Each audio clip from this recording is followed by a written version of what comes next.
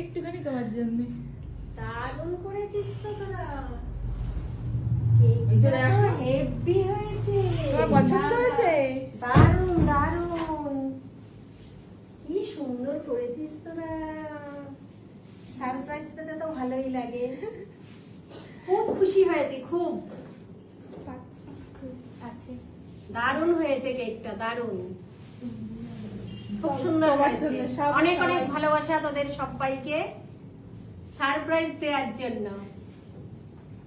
ঠিক আছে,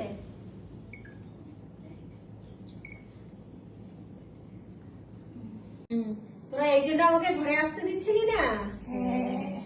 বাবা, তোদের মাথায় এত বুদ্ধি সবার। কেউ ঘুমাচ্ছে না? খুব সুন্দর হয়েছে, খুব সুন্দর হয়েছে। আর এই কেকটা তো অসাধারণ ছিল। কেকটা যেমনি দেখতে সুন্দর, কেকটা খেতেও ভীষণ সুন্দর। আর ওরা দেখো এত সুন্দর করে ডেকোরেশন করেছে, আমার তো দারুণ লেগেছে। মানে আমি খুবই খুশি, ওরা আমাকে না বলেই সারপ্রাইজ দিতে চলে এসেছে, আমি খুব খুশি হয়েছি।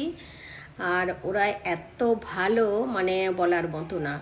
ওদের কাজও ভীষণ ভালো, ওরা ভালো ভালো কাজ করে। তোমরা ওদেরকে কিন্তু কন্ট্যাক্ট করতে পারো ওদের কাজের জন্য।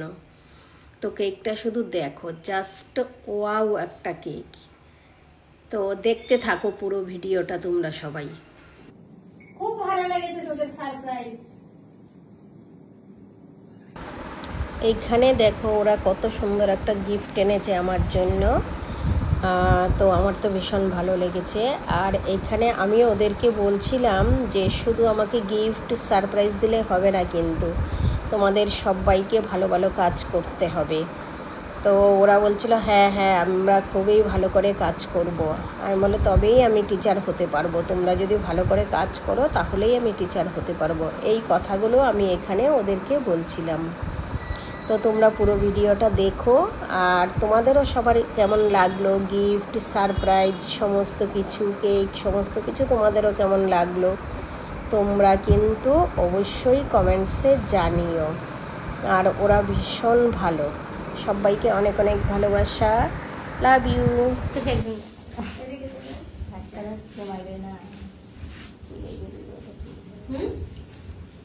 শুনে দিয়ে ওর সাথে পরে ভিডিও ও নিচ্ছি তো ওখান থেকে হয়ে যাচ্ছে ভিডিও কে করছিস? একটা দিয়ে লাবড়িয়ান দিয়েছে। Thank you. আসলি না কেন?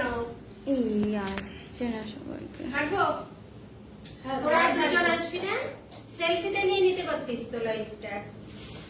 আরে যাও না, কাটো না কাটো না, শুনো যে কাটো কাটো কাটো যাও। শুনো চলে গেলে কেন? যাও যাও। হ্যাপি টিচার্স ডে দিদি। Happy teachers day. Thank you. তোদেরকে অনেক অনেক ভালোবাসা, তোরা এত সুন্দর সারপ্রাইজ দেওয়ার জন্য।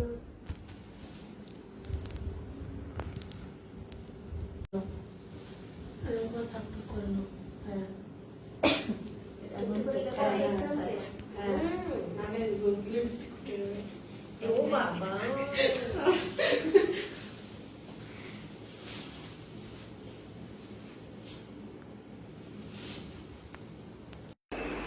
এইখানে দেখো ওরা আমার জন্য সুন্দর একটা গিফট এনেছে। তো আমি তো দেখার জন্য খুবই এক্সাইটেড ছিলাম। তো তাড়াতাড়ি করে আমি গিফটটা খুলে দেখলাম। তো দারুণ একটা গিফট, আমার তো খুব পছন্দ হয়েছে। তোমরাও দেখে জানিও কেমন হয়েছে। তারপর আমরা একটু খাওয়া দাওয়ায় চলে গেলাম। খাওয়া দাওয়ায় আমাদের ছিল কি ছিল বলো তো, বাসন্তী পোলাও আর চিকেন কষা।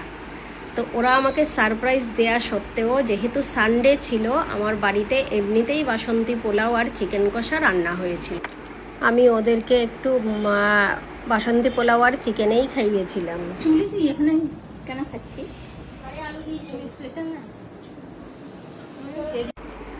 আর এইখানে আমি ওদের খেতে দিচ্ছিলাম, হাঁড়ি কড়াই সমস্ত কিছু নিয়ে আমি বসে পড়েছি ওদের খেতে দিতে।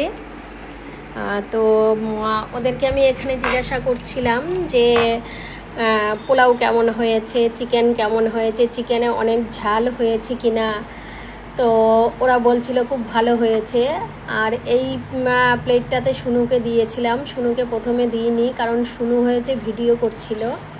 আর এইখানে আমি বলছিলাম যে আমি কিন্তু তোদের জন্য রান্না করিনি, আমার রান্না কিন্তু স্টকে থাকে, কারণ আমি কাজের জন্য সময় পাই না, আমার সব সময় বেশি বেশি করে রান্না করা আমার থাকে।